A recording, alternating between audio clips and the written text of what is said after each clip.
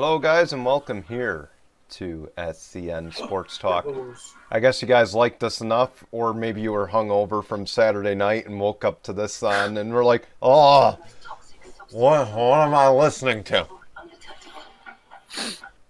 Yep, we made it to episode 2. You Yeah. didn't cancel Woo! us. I guess you liked us enough. All right. Oh, yeah.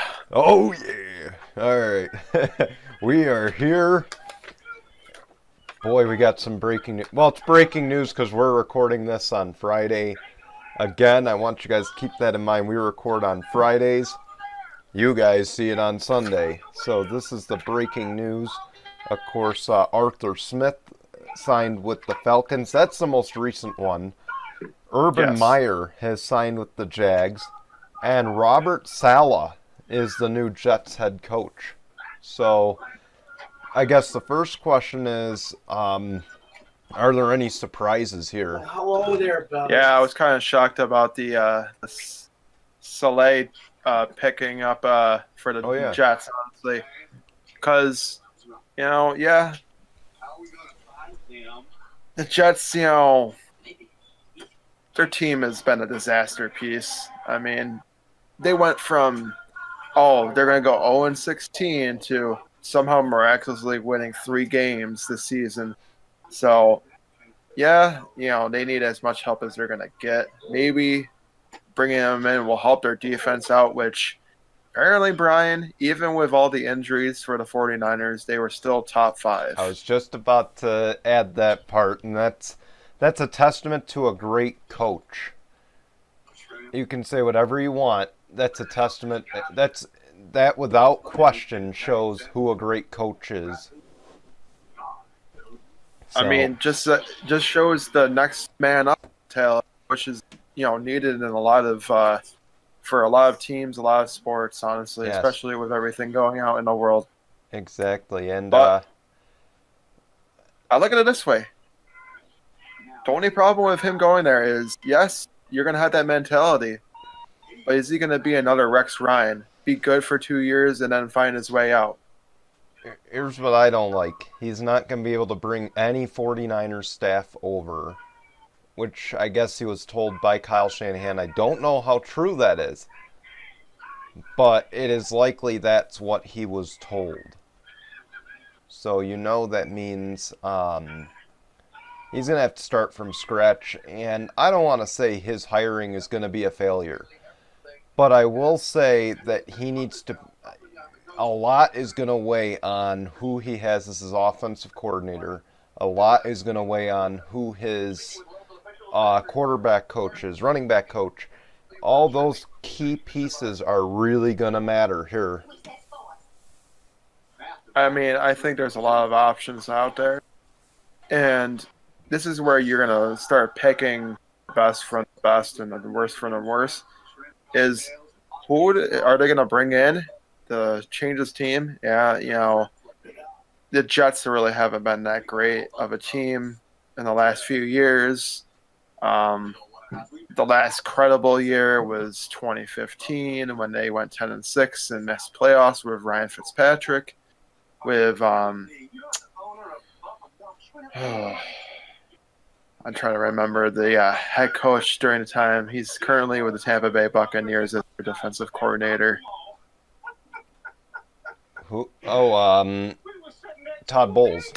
Yes. So they have had their share of defensive guys, but the thing is, have they not learned from their mistakes in history? Do they think that maybe it's time to actually go after an offensive coordinator, offensive-minded guy to bring in instead of always bringing in defense to try to help this team out? Yes, the saying is defense wins championships, but sometimes you need that offense to look good, and it's great that you can buff up that defense all you want, but if you don't have the guys on offense to solidify the points and win games, then I don't care what he does and how many years he's there. He could only be there 2-3 years and then be looking for a new head coach again. Yes, and I think that's a key point. Again, another thing that was discussed is, I mean, first off, before I even discuss that, Doug Peterson, who was fired by the Eagles, he was rumored to be the top pick for the Jets after his firing. So now, personally, it sounds like Jeffrey Lurie, everyone he's interviewing, it's going to weigh around, are you going to keep Carson Wentz? And it sounds like that's the route that they're going, which I don't necessarily agree with. But with that in mind, I guess that eliminates my theory from last week of Carson Wentz to the Jets. Now, does this mean Robert Saleh's there? Do they possibly, is this blockbuster deal a move to get Jimmy Garoppolo? No. It could be. I mean, I look at it this way. The Jets don't have bad options, but you also have a lot of money. Right now, I'm looking, Brian. The Jets currently, as they're sitting right now, have the number 2 and number 23 picks in the draft and also have $70.7 million at their disposal. So if they really wanted to, they could bring in pieces to help out that offense and could go after maybe a veteran backup quarterback to help out Sam Darnold finally realized that maybe he can actually be a good coach or a good player, not coach, excuse me, and maybe turn his luck around. Darnold's not a bad guy. He's just very inconsistent with the guys he's got out there. So I think with the money and the right situation, I hate to say I think the Jets can probably find a way to turn it around and not be dead last in the AFC East. Yeah. Maybe third. I mean, who knows? Yeah. Give or take. We'll see. It's going to be – I feel like right now it's going to be between the Pats and the Jets for who's going to be last in the AFC East. Not just saying because of their situations, but it all depends on what these teams are going to bring in. And honestly, I mean, I respect the Jets a lot more than the Pats. So I say, hey, Jets – try the best you can, honestly. Yeah. Bring in some guys. You have a lot of cap space. You have 2 great picks, I want to say. I mean, second, that's huge. You could. If they really want to, they could bring in the top receiver from Alabama there. To complement. Yeah. Devontae Smith. Yeah. Devontae Smith, Jamar Chase. I mean, if you wanted to, you could bring in. Yeah. There's a lot at stake. Of course, for any new head coach, choosing who you want to go after is going to be pivotal. But I look at it this way: you can only go up from here. Yes. And for the Jets, that's a huge thing for them to hear. Because they probably went for being the bottom of the, at least getting something right. Yes, it was last second. They made a quarterback change, halfway through the year with Joe Flacco instead of Darnold. But yeah, I don't know. The situation's really tough there. So yeah. Good luck, Saleh. I hope you do great things there. I wish him success. I really do. Urban Meyer was no surprise, of course. No, that's basically like it was going to happen right as soon as we heard it was rumored. Yeah. But did you hear who he wants on his coaching staff?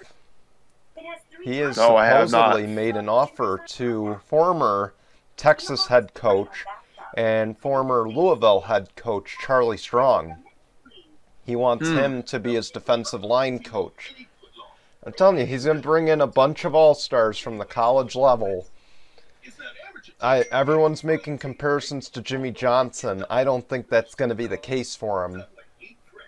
But I will say, I think he's going to do pretty well for himself over there, for at least the first few years. Let's just hope he doesn't start sucking and then saying I have health issues. I don't want to say that he didn't have health issues, but that's been his excuse. Well, for him, he better hope that he can have the same success as Jimmy Johnson. Jimmy Johnson came in and won 3 championships with the Dallas Cowboys, so you better hope he can have as much success from college to the pros. Yeah, it's all fine and dandy bringing in guys from the college ranks. I mean, look at Doug Marrone before him. Came from Syracuse, did pretty good in Buffalo. Yeah, he did Buffalo dirty, and in his last year under contract, said, I'm taking the money and running. And then going to Jacksonville, becoming the O-line coach.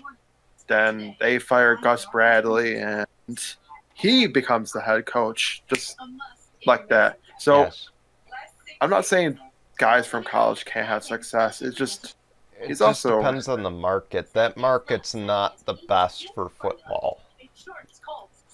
True. Let's be fair. Well, I look at it this way. There's a lot of things going around. Yes, they had the pick in the NFL. Now, Brian, is Trevor Lawrence and Urban Meyer a match made in heaven, or do you think that he's going to go with Justin Fields? I feel like going with Justin Fields would be the biggest mistake he could make. Again, you know my thoughts on Ohio State quarterbacks. They need to be buried. They need to never be brought up in a first round of a draft ever. They are glorified backups at best. Right. And I think Justin Fields is going to fall into that. Now, the vacancies are left. Of course, we'll talk real quick about Arthur Smith. Of course, this could be interesting. I think this is the most interesting hire because again, Mike Vrabel, without question, we talked last week, he is a very aggressive coach. He is very ballsy when it comes to calls. Arthur Smith could be that guy, and that's going to be huge for Atlanta.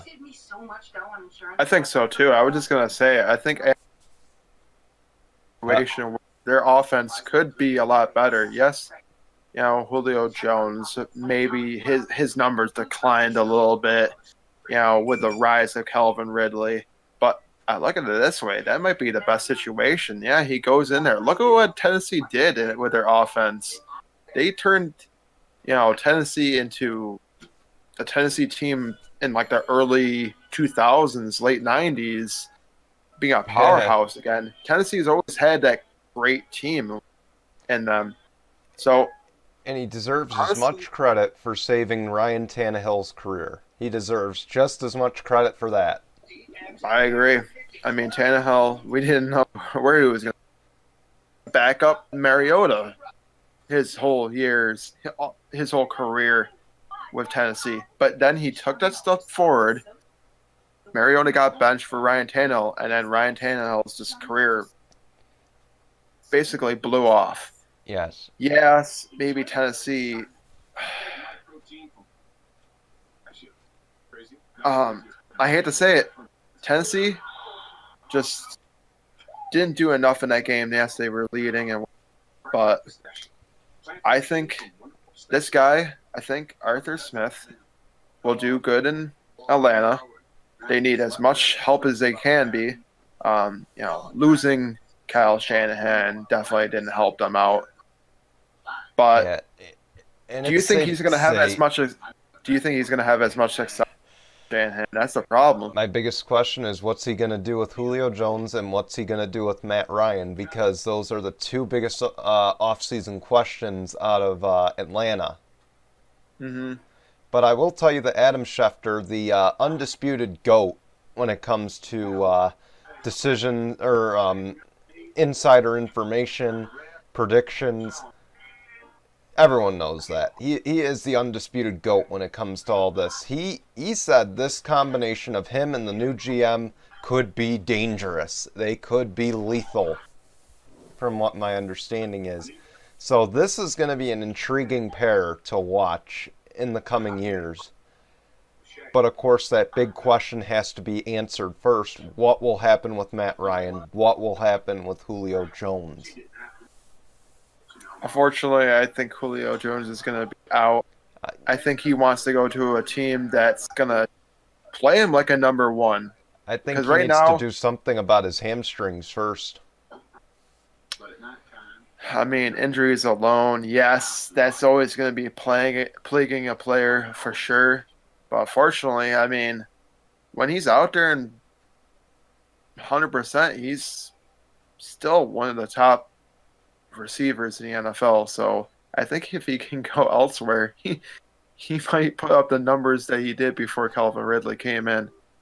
Yeah, absolutely. And As then, far as Matt Ryan, I think he's still got a lot of years left. Yes, he's yeah, in his prime, but I think any team that needs a quarterback, I think he could fit their system. I mean, he's a baller. That man's like almost averaging 5,000 yards a year for a reason. That man can sling the football like it's nothing. So yeah. I think he's still got some value left in him. I think Maybe he's got a not. lot. Yeah, I wouldn't say top value, but definitely middle of the line value.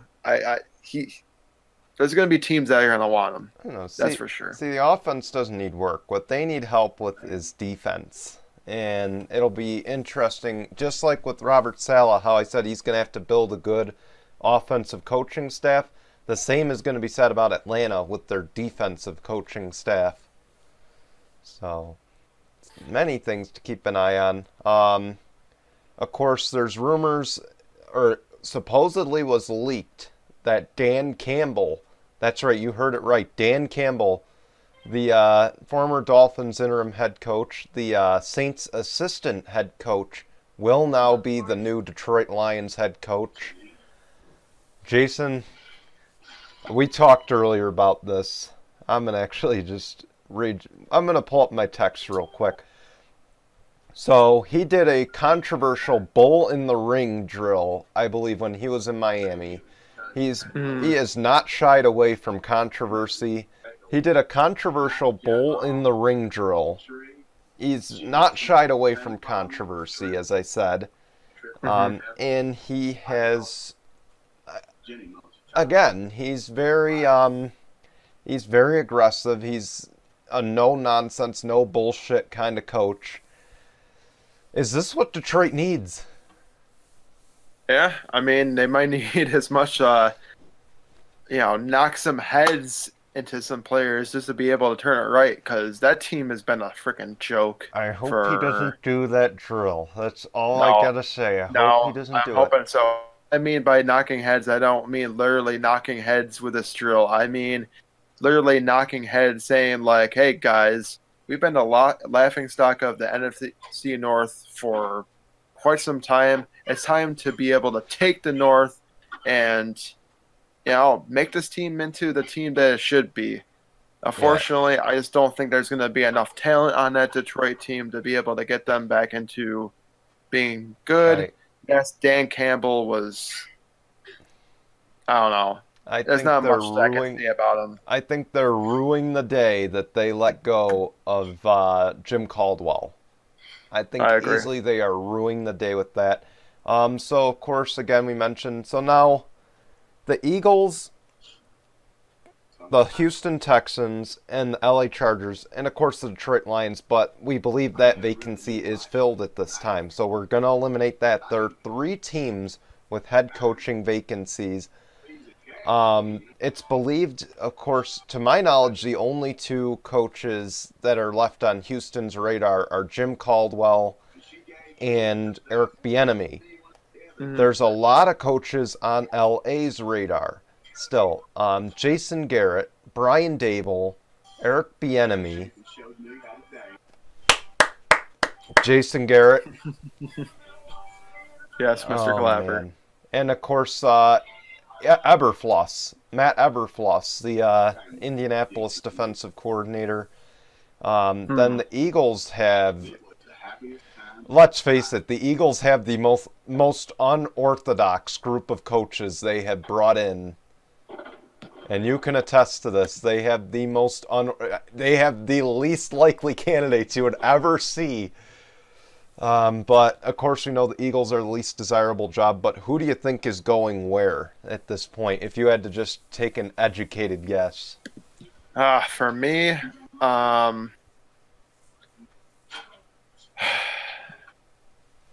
think Houston might go somebody offensive guy. I mean, Houston, they might go Brian Dable. Who knows at this point? This might be their best option. I, For me, I think, I mean, all I gotta say, Brian, I just don't think anybody's gonna be favorable to really go to the Eagles, but that's just me. Um, I think Eagles, for them, it's that little scale. It's, do we rebuild the franchise? Do we repair the locker room and get a coach that they can respect? It's a I think very it's big juggling act. well, they also have a lot to work with. They have to basically restructure a lot of contracts. Everybody there, I don't know Yeah. how this is even logically possible, but they are somehow over. They are 51.7 million, not under the cap, but over the Over. cap. Yeah. So whoever goes there is going to have to do a lot of moving around, probably trading away some players, creating up some cap space. So Mm, I feel bad for their GM. I'm sorry, you're yeah. in a big And hellhole. It sounds like Jeffrey Laurier has the absolute last call on every decision, which is probably why the So NFC least is not a desired division to begin with. no, so if I have to go with anything, I say Chargers be enemy, Houston, Brian Dable, and for the Uh, Eagles, I would have to probably go with what the players want, but fortunately, that's probably I want not to what's see going to Deuce happen. Staley. That's who I would. I think Deuce Staley is their best chance at, again, regaining the respect of this locker room for the Eagles, which is something they so desperately need after what bullshit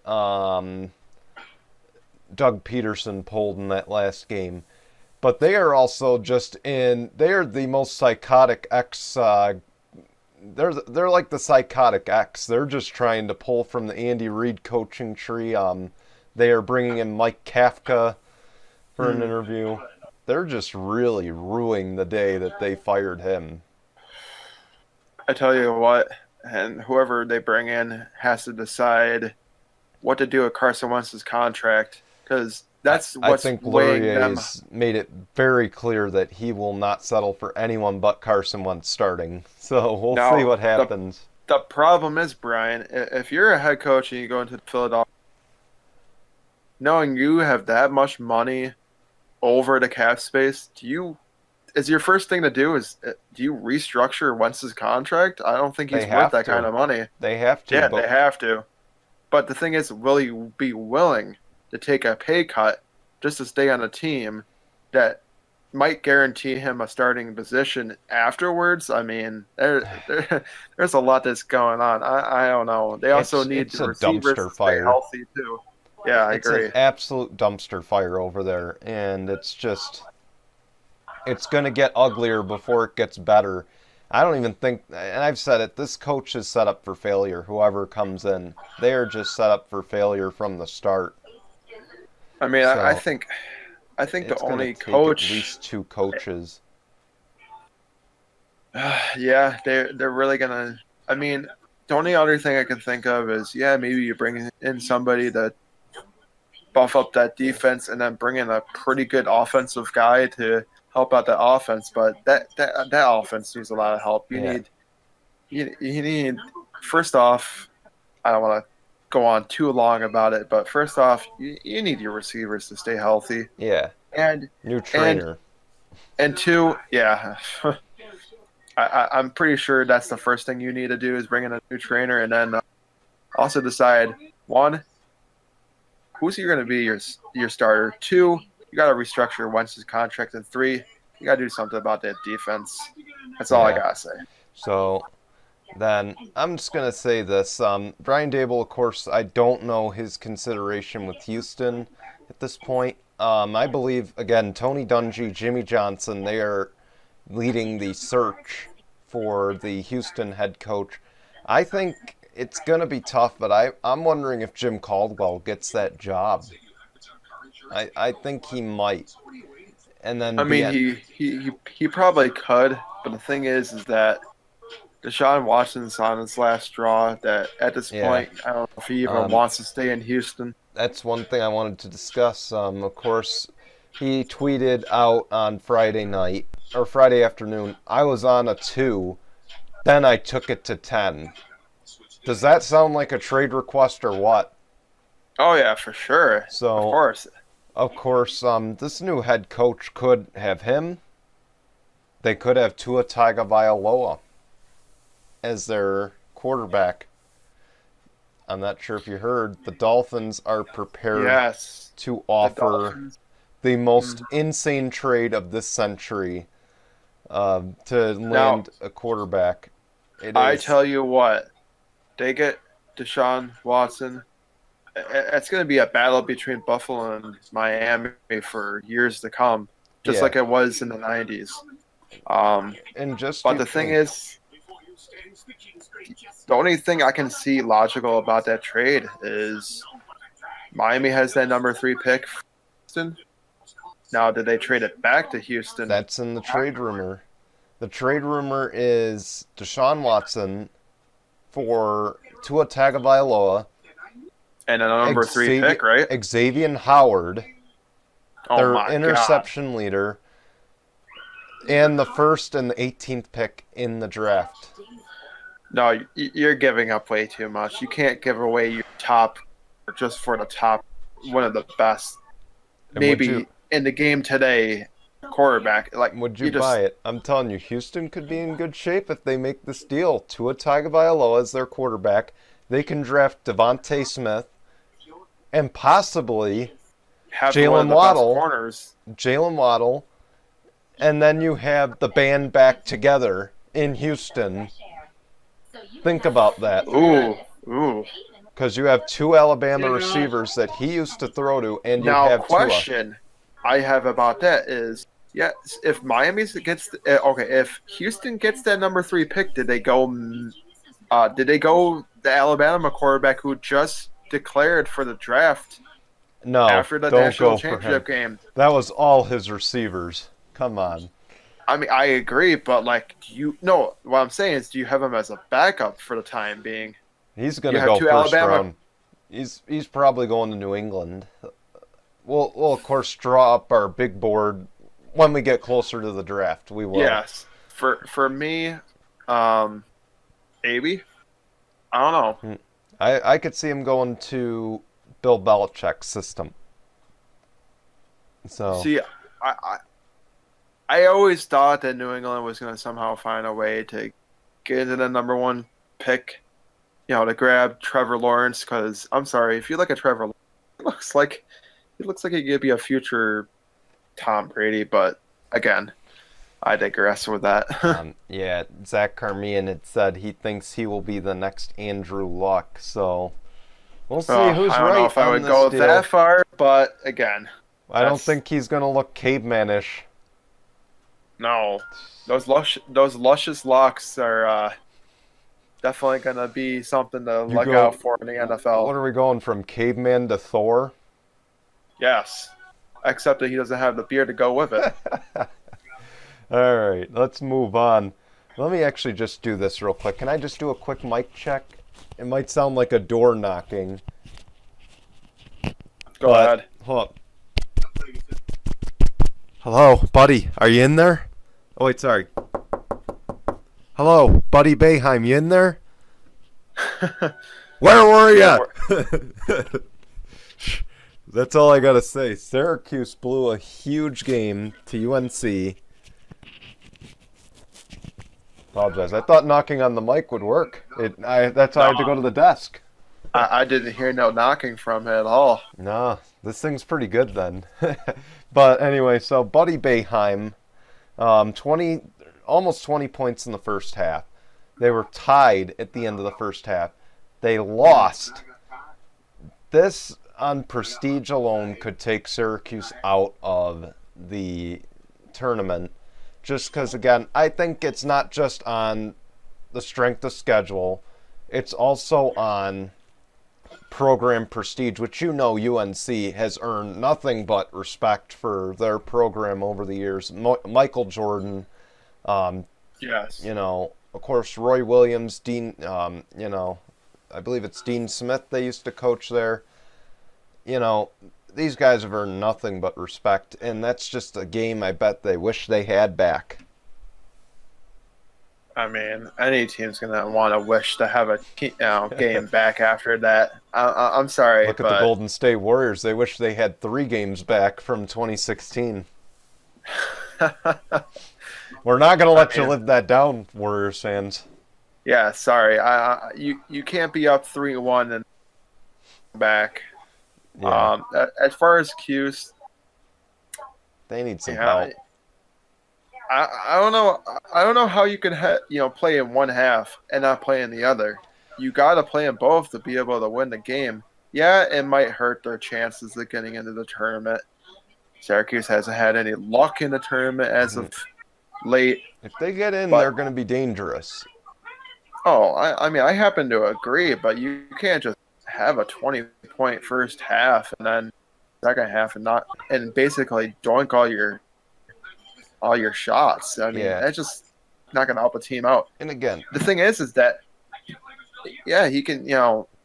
It's all fine and dandy that you have a hot shooting night, but if your teammates are not going to help you out, basically getting you back into the rhythm, I, I don't know if they will be able to win many games. Keep on playing like that. yeah, we'll see. But they they need to get the big word I've said is consistency. That's what they need Hmm. to find. It's one week they play like a team that should be in the tournament, and the next week they don't. They need to start. For one, they're going to need a very good record in the ACC to have a shot. I explained to Jason. Jason doesn't watch much college basketball, but I've explained to him kind of how the tournament works.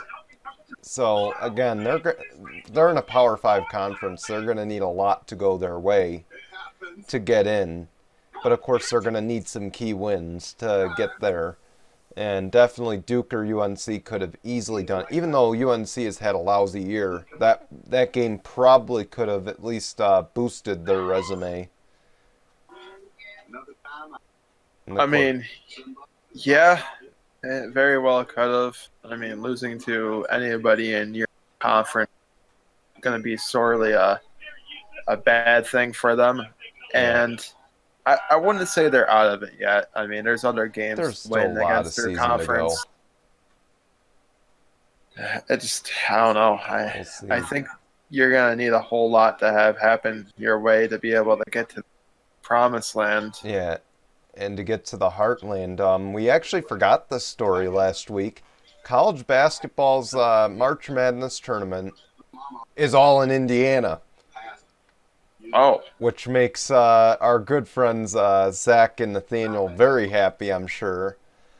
And I believe they are extremely excited about that because it is in the heartland of basketball. Of course, no city more deserving than Indiana, just because they are so big on basketball throughout the years. Of course, Lucas Oil Stadium has hosted the tournament so many times in the past. I think this is a huge thank you for them. yeah, I would say so. Yeah, I would happen to agree. yeah, and of course, they're the heartland of sports in general. The Indy 500, Hoosier basketball, Hoosier football, the Colts, the Pacers, which, by the Hmm. way, why don't we switch to the NBA now? Speaking of the Pacers, they were involved in a 4-team mega deal that Yes, sent yeah, James Harden to the Brooklyn Nets. yes. So Unfortunately, I think there's a lot, but I will go over the list. So the Rockets got Victor Oladipo, Dante X, Radion's Kurux, botched it, but three Brooklyn firsts. They got Milwaukee's first, which I think came from the Nets itself, which yeah, was in a trade, and then four Brooklyn first round swaps. Yes, the Nets got James Harden, just James Harden. Pacers, Karis LeVert, and a second rounder, and the Cavs get Jared Allen and Taurean Prince from the Nets. Now, I tell you what, if you hear the Rockets, getting all those players, do you think that the Nets maybe gave up too much to get James Harden? I think they did, honestly. And, you know, I think James Harden, and what makes me angry is when he said, I've done all I can for Houston. No, you haven't. No, you haven't. Definitely Okay, not. you Have. have not done much for Houston, my friend. Okay, you've had Chris Paul, you've had Russell Westbrook, you've had more than your fair chance at a championship, and you haven't delivered. And No, that instead team. of instead of persevering and coming back each year and saying we can get better, we can get better, instead of giving this new head coach a chance, it's I Mhm. want to go to where Mike D'Antoni is. No, I think he just wanted to go where. And yeah, I mean, I look at it this way: how much of it could be, Steve Nash? How much of it could be Kevin Durant, Kyrie Irving? But the thing I have to say is, now that you hear that big trade, yeah, maybe Harden crybabied his way out of Brooklyn, didn't give them a chance, basically quit on the team. He Yeah, said, and quote, he said, this team hasn't done jack crap in the last few games, and it showed in these games. Hmm. Bye bye, Houston. And then after that press conference, then that's when this big old trade happened. So I'm pretty sure Houston's hearing his press conference and they're like, nope, he's going to be a cancer to us if we keep him. So you know what? Let's ship him off. But the thing about yeah. it, Houston fans, you have a ton of cap space. Or not cap space. You have a Draft ton of capital. draft capital. So you know what? I look at it this way. You don't Bye need a guy bye. like James Harden. Bye bye. You have so many first rounders. You can literally rebuild your team from this year, which I'm thinking, if I remember correctly, they have a first rounder every year from this year to like 2027. I'm pretty sure they're stacked and they'll be fine with just draft picks alone. So if anything doesn't go right with the team right now, depending on where those teams drop, especially, Brooklyn and Milwaukee, because, with those trade swaps, it all depends on thing. Yeah, Milwaukee's not going to be top of the. They're not going to be the bottom team in the East. They're going to be one of the top teams because they have Giannis. But I look at it this way: Houston still got a playoff team. Victor Oladipo is a proven in this league. I mean, they're starting five is John Wall, Victor Oladipo, Christian Wood. if Victor Oladipo can stay healthy, he's going to be pretty dangerous, I imagine. Yeah, I agree. And a lot of those players, I mean, John Wall is coming back after 2 years and plagued. I, I still happen to say, yeah, I mean, give it some time, Houston fans. You have a lot of draft capital. You have the team around you. I think I think you guys can be a good team. You Yeah. know, as We'll far see. as with that, now we all know about the circling stories about Kyrie and not having the desire to play. Now, Then this is leave. a big three. Do you think it's going to be more of a big two this year? I think it's a big two, honestly. But my other question, of course, if this does become a big three, if Kyrie's like, you know what, I want to play now. Okay, I got James Harden, I got Kevin Durant, I want to play. Now, if he says that miraculously, and Kyrie Irving's, he's a jackass. Let's put it that way. He's nothing but a jackass. The way he's handled himself the recent years. We won't get into the details of it, but do you believe that this big three can stack up to what Miami or Golden State had? Um, Probably the Golden State, definitely not Miami. Uh, see, But the only thing is that they're going to be ball hogs. I mean, I hate to joke around about this. I don't know if you've. They're going to be the dribbling three. A lot of Yeah, them are big ball handlers. They like to dribble a lot. I don't know if there's going to be much passing. There's going to be a lot of egos.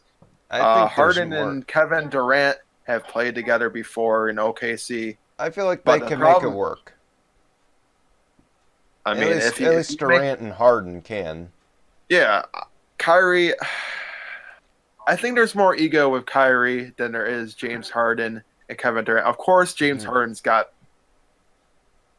I don't know. I can't say if it was ego. I more think that he just didn't like the situation that was going on with Houston. He wasn't willing to um, wait and see what was going to happen. yeah, I He think more so he's it's a like, little more high and mighty on himself now.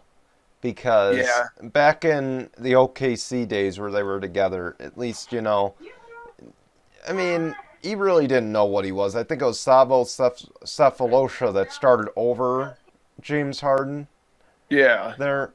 So, again, I mean, I wonder now, now that James Harden knows how good he is, maybe this ego's a little bit bigger than it was in OKC. I don't know. I See, think it would be a lot worse if it was Russell Westbrook. That's just me, yeah, because then you would reunite the three guys that were in OKC. But now that's Kyrie Irving. I mean, the problem is Kevin Durant and Kyrie, they have their rings. They've been there. James Harden hasn't. So the thing is like the problem I have is Kevin Durant and Kyrie, if they somehow miraculously got to the big picture, do you think they might just take over and Harden's like, I don't know if I like this. And like I want to have some glory in it too. yeah. That's the problem. I mean, I'm sure a lot of people thought the same thing about Miami. We knew Golden State was going to be a dumpster fire after a few years. So, I mean, but here's the thing with Miami. These were three guys in the same draft class that decided to play basketball together, and they knew what each other could do. They all complemented their strengths. And of course, a lot of it can be attested now. We've learned from the finals last year to Eric Spoelstra for making these three work together. Mm-hmm. I don't know if Steve Nash possesses that. And I know the second they start losing, he's going to be on the out. Because they're going to be like, we gave you this team to win. If you're not going to win, we're going to find someone who is. Well, the problem is, yeah, I mean, I probably happen to agree. NBA nowadays, you don't see It's going to be a a very player. cutthroat situation. I think the only true player right now, or that might actually stay with one team his whole career, is probably got to be Giannis. All these other players right now, maybe other than Dirk, that No stayed one has 21 loyalty. years. Yeah, I mean, yes, it took him forever to be able to win a championship, but he got it done.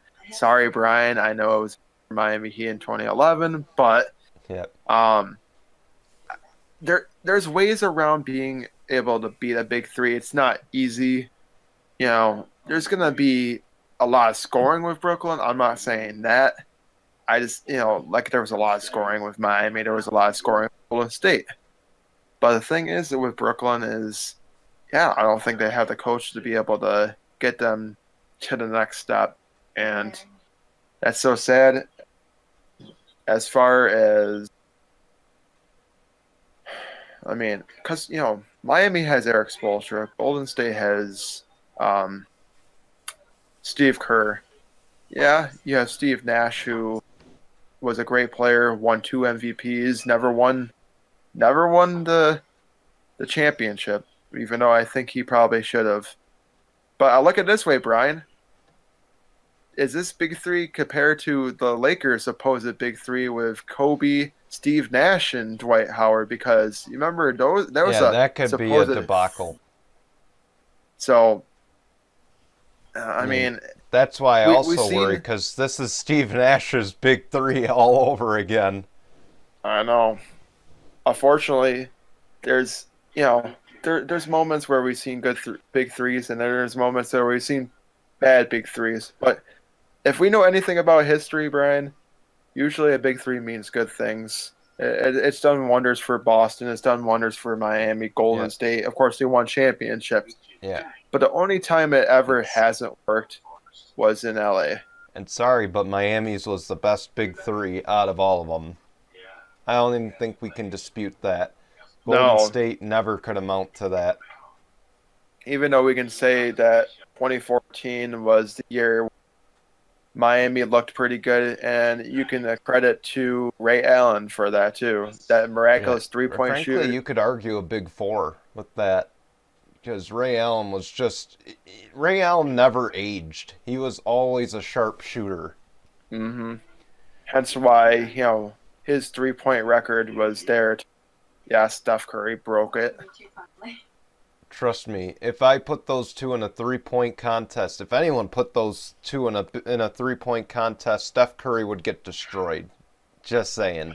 That's my opinion. It's tough to tell. Of course, everybody would probably want to see it happen. I just don't see it I happening think anytime anybody soon. would pay to see that. But anyway, any You other know what, big? Brian? I, nothing against NBA, but I know we didn't have this down, but I do want to talk about it. Let's hear it. How the hell does everybody think that Tennessee was a team to beat? I'm sorry. All I heard was the analysts when they were beating up Buffalo is like, oh, Tennessee might just be that team to beat. I'm I sorry. see we've switched You to were NFL. not that team to beat. Oh Yes, I'm man, sorry. that's all right. But yeah, yeah, I even said that. So That's why I put my head down and I started shaking it. I'm like, no, yeah, I was wrong. I'll admit it. But I guess with that, hockey's back as well. That's good. Yeah. Yeah, These the guys are going to Sabres. suck yet again. Yeah, Already unfortunately, off they to a lost bad start. 6-4 against the Capitals. That didn't look very good Yeah. for them at Well, we all. know the offense works. They need defensive help. That's the first thing. Zach Carmian actually trashed our goalies. Of course, we got Linus, and there's one thing about Rochester. We loved our guy Linus Olnark here. He's a hell of a goalie. He's gonna be a hell of a goalie. He's got promise. Carter Hutton, I'm up in the air about him. I know Jason probably has no clue what I'm talking about, but No, hey, not at it's all all. right. It's all right. That's kind of me with the NBA, which, whether you could believe it or not. Then I guess real quick, should we talk? Because we probably got a few minutes till we can go to the picks. So let's. I don't know. So of course Tom Brady went up after the game to Alex Smith. He shook his hand. He's like, "I'm so effing proud of you, bro. Everything you've overcome." So can we just point out the sportsmanship here? This is a guy who has snubbed Jared Goff for a handshake. This is a guy who has snubbed, for lack of a better way to put it, Big Dick Nick for a handshake. So let me ask you: is this the point where, unless you're one of the elite, like Drew Brees or Peyton Manning, you're just not going to get the respect that you deserve from one of the greats, or even a Patrick No, Mahomes? He can respect Patrick. I think it's a very classless act I, on Tom Brady's part. Yes, Alex Smith had, you know, that miraculous bad leg injury where, we didn't even know if he was going to be able to survive it. We didn't know be able to come back at all and play ever again. Um, but he proved all the doubters wrong. He came back. He's going to yeah, be our undisputed comeback player of the year. There's no doubt about it. I'm sorry, NFL, if you give it to Big Ben, you're stupid as all hell. yeah, Uh, and there's no doubt it's but going to be him. I, I think he had every right to tell him he was proud about it. I mean, I that's think just. that was a very classy act. But if it means that you literally have to go and back as a player to fight your way into the NFL to be able to get recognition from the go of the NFL, then I'm sorry. There's a big reason why I hate Tom Brady, and that could probably be added to the list of things. As a youth coach, again, I mean, I preach sportsmanship. He is not a guy who deserves any credit for sportsmanship or anything. Again, what he said to Alex Smith was 100% deserved. He deserves to hear all that recognition. But, and maybe I'm being dramatic in comparing these three instances, but Nick Foles beat you fair and square.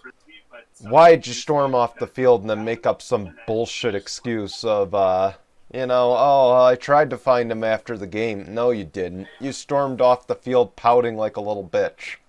No, because Okay. he was Same he thing was with mad. Jared Goff. No, because I mean, well, the thing with the Goff situation, he got the win, but it was a very crappy win. Yeah. As far as the Also, Eagles, was his Super Bowl win against Jared Goff. I know, but I will look at it this way. That game against Philadelphia, Nick Foles has had Tom Brady's number the last few times he's gone up I against believe he's him. undefeated against him.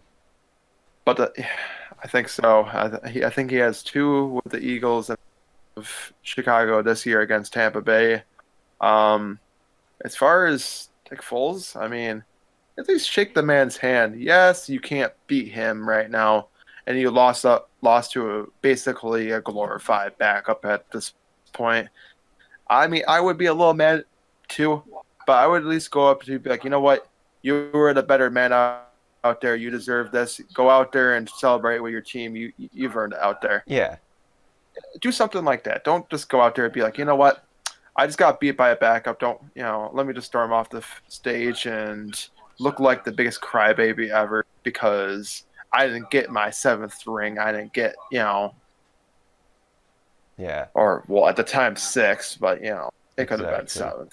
Yeah, but all right. So again, just shameful how he's behaved, but incredible how he behaved with Alex Smith.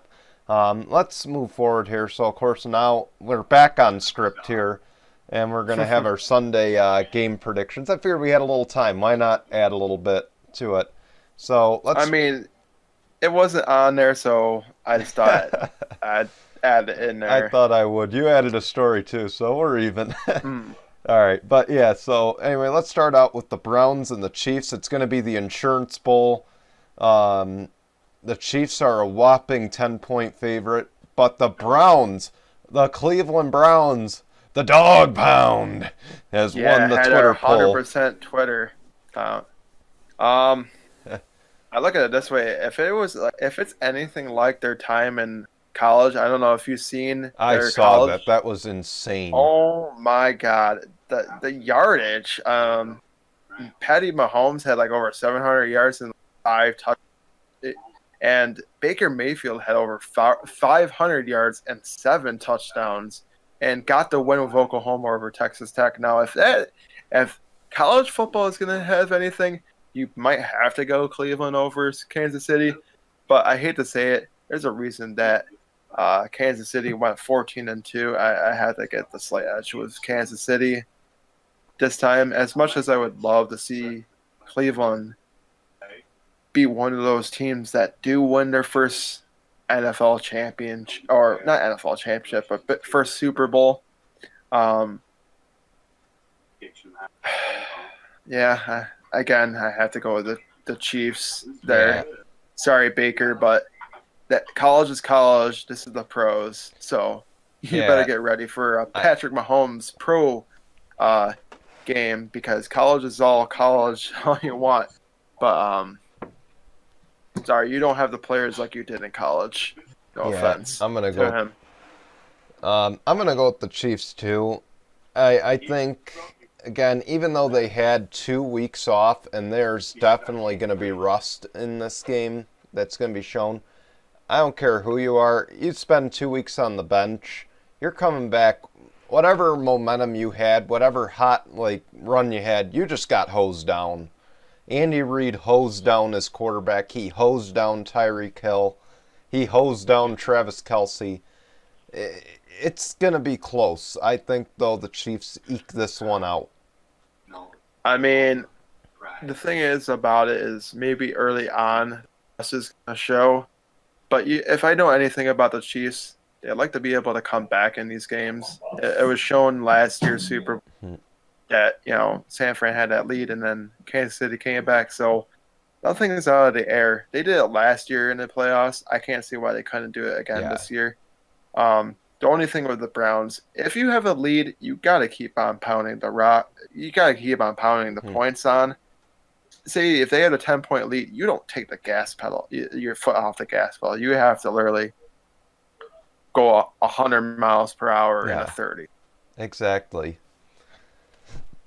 Now, game number 2, and the final game of divisional round weekend.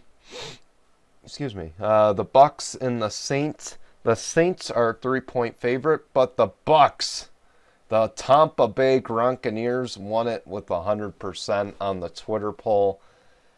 This is matchup number 3. I mean, this one's going to be a good game to watch. But I hate to say it's my decision. I did originally go with the Saints, but I hate to say it's tough to give a team 3 wins in a row against the same team. Yes, you killed them twice in the regular season, but I don't know. I might have to go and give the favor to Tampa Bay this time. Okay. Maybe this will be for a 2-game advantage entering championship weekend next weekend. But I'm going to go with the Saints here. I think it'll be close this time, but Drew Brees' dominance over the Bucks can't go unnoticed. That's the big thing. The Saints have home field, which is another big deal. I don't know, but if anyone can lead their team to a home Super Bowl game, it would be the Bucks. So I'm not going to rule them out. I think it will definitely not be a blowout this time, though. That's for sure. All I gotta say is, yes, I'm choosing the Bucks this time, but no, I do not want to see Tom Brady back in the Super Bowl whatsoever. But then again, anything can happen in the NFL, and you heard it now. NFL would find a way Brady get back into the Super Bowl somehow, some way, and it could be this year, it could be next year, but I think you're going to see Tom Brady in at least one more Super Bowl before he retires. Absolutely. So that's the end of our list right there. I want to thank you guys for watching. Of course, we will have, I guess we should announce this now, with the AFC Championship and NFC Championship being next week. We're not going to be doing a Super Bowl special on a different episode. We will have our regular 9 a.m. episode, the Super Bowl Sunday, but it'll be completely dedicated to Super Bowl stuff. We'll have some polls going on Twitter soon. They're going to be general lifestyle stuff. It's not just going to be about the game. It's going to be about kind of stuff that you do for the Super Bowl. We want to hear from you on that. We want to hear, maybe what Twitter was your come first through this time. maybe we want to hear what was your favorite Super Bowl moment. Actually, that's good. How about we want show to production meeting. we want to be able to hear who was I don't know, your favorite maybe MVP, or who deserved to win MVP in a Super Bowl, and I want to know your favorite dish, but we'll talk about that on Super Bowl Sunday. Yes. So, but what we're also considering doing, in addition, so obviously the Sunday episode will be completely dedicated to NFL and Super Bowl Sunday. We won't talk about college basketball or NBA probably, just because the magnitude of that day is so much greater. Yes. Maybe we'll also talk about, should Super Bowl Sunday be a national holiday and the Monday after be the observed day. Who knows? And you already know my answer. It's yes and yes. Yeah. Well, now we just gave that one away. We'll talk more about that on Super Bowl Sunday. Of course, another thing we're considering is doing a SCN live report after the Super Bowl, like the second the game ends, and I'll of course have it on down here on the TV, and I'll be watching. We'll probably get on just in time to watch the trophy handout, the awards. So maybe we'll do something like that. I mean, definitely live reactions. Yeah. You know, maybe our minds being blown of what happens. Whoever gets there, of course. Yes. So yeah, we'll consider that definitely. We're likely going to do that, but that'll be a YouTube exclusive only. So to our audio listeners on Breaker, Pocket Cast, Google Podcasts, I can't remember the other one. Spotify and Anchor. I'm pulling up the Twitter right now. I know there's another one. But while I'm doing that, of course, so we'll try to do that. That might be around like 10 or 10:30 at night. So that will be kind of our post-game show, if you will. Radio Public is the other one. So Breaker, Radio Public, Google Podcasts, Spotify, and Anchor. So that's how you can listen to us on the audio devices. And for everybody else that wants to see our lovely... And his mic cut out, I think.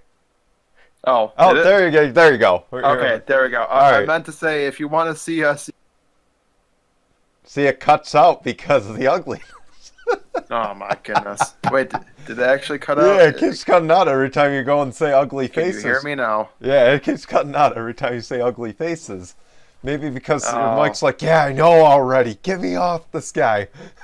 Yes. All right. Yeah. So we want to thank you for watching. Again, I point up there. Don't be a dick. Check out our friends at Heartland Spirit. Their podcast every Friday night at 6 p.m. Eastern on YouTube and Spotify and Google Podcasts. Don't be a dick. Check them out. Of course, hopefully we'll get those guys over here. Again, I said last week, come on over. The water is fine over here.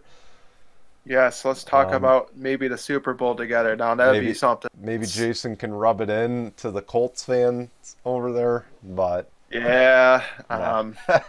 That's maybe I mean, not. I already know one salty Colts fan. I don't know if I want to deal with another one.